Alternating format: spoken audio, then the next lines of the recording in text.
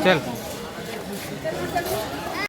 Guys, आज मैं आपको इस वीडियो में भर्तृ बाबा मंदिर के दर्शन कराने वाला हूं और उसके बारे में पूरी जानकारी भी इस वीडियो में आपको आगे चलकर मिलने वाली है। भर्तृ बाबा धाम अलवर शहर से 30 किलोमीटर दूर सरिस्का नेशनल पार्क में है। अलवर में सबसे प्राचीन पवित्र स्थलों में से एक है। इस धाम में प्रवेश करने से पहले आपको नीलगाय और बंदर काफी मात्रा में दिखाई दे जाएंगे। भर्तृ धाम तीनों दिशाओं से पहाड़ियों से घिरा होने के कारण श्रद्धालुओं के लिए और अधिक लोकप्रिय बना हुआ है। और मैं आपको जानकारी के लिए बता दूं कि भर्तृ धाम पहुंचने से पहले बीच में नटनी का बारा पड़ता है, जो कि एक बहुत खूबसूरत जगह है। इस जगह को देखकर भाई फैलाकर गले लगाने का मन करता है। इस वीडियो में आप पहाड़ की दो चोटियां देख रहे हैं, जिनके बारे में कहा जाता है कि वर्षों पहले एक नटनी रोजाना इनके बीच रस्सी पर चलकर नदी पार किया करती थी। एक दिन रस्सी पर चलते समय नीचे अपने बेटे को देखकर वह संतुलन खो बैठी। नीचे गिरने से उसकी मौत हो गई। तब से इस जगह को नटनी का बारा कहा जाता है।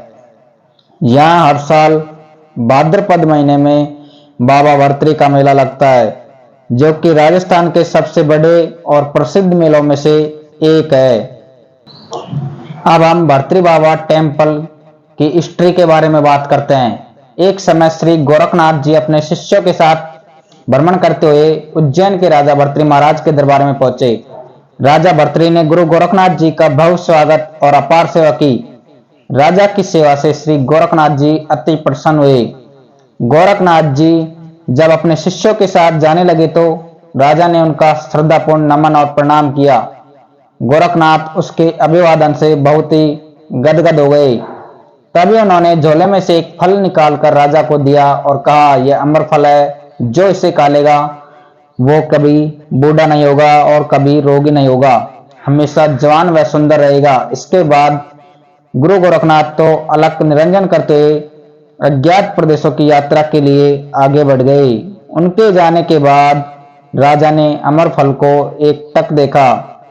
उन्हें अपनी पत्नी से विशेष प्रेम था, इसलिए राजा ने विचार किया कि यह फल मैं अपनी पत्नी को खिला दूं तो वह सुंदर और सदा जवान रहेगी। यह सोचकर राजा ने वह अमर फल रानी को दे दिया।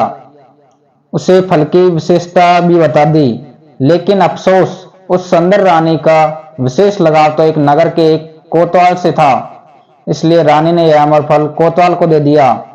इस फल की विशेषता से अवगत कराते हुए कहा कि तुम इसे खा लेना। इस अद्भुत अमर फल को लेकर कोतवाल जब महल से बाहर निकला तो सोचने लगा कि रानी के साथ तो मुझे धन दौलत के लिए झूठ मूठ का ही प्रेम का नाटक करना पड़ता है, इसलिए फल खाकर मैं भी क्या करूंगा। कोतवाल ने सोचा कि इसे मैं अपनी परम मित्र राज नर्तकी को दे देता हूं, वह कभी मेरी कोई बात नहीं टालती और मुझ पर कुर्बान रहती है। उसने वह अमर फल अपनी उस नर्तकी को दे दिया।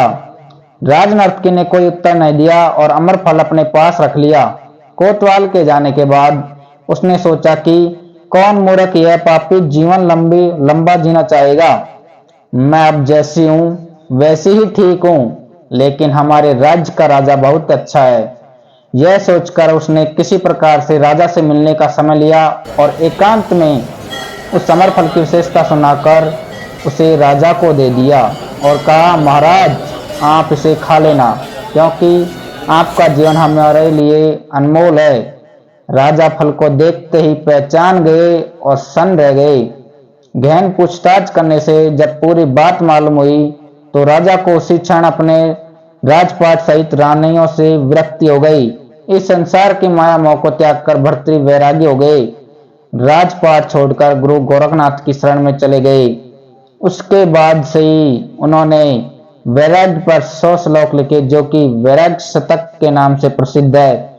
उससे पहले अपने शासनकाल में वे श्रृंगार शतक और नीति शतक नामक 2 संस्कृत काव्य लिख चुके थे।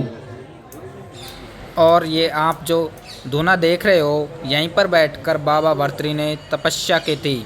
और इसी के पास में एक पीपल का पेड़ है, जिसके बारे में ऐसा कहा जाता है कि बाबा भर्तृ ने पीपल की जड़ों में चिमटा मारकर पानी निकाला था, जो अभी तक बह रहा है। इतनी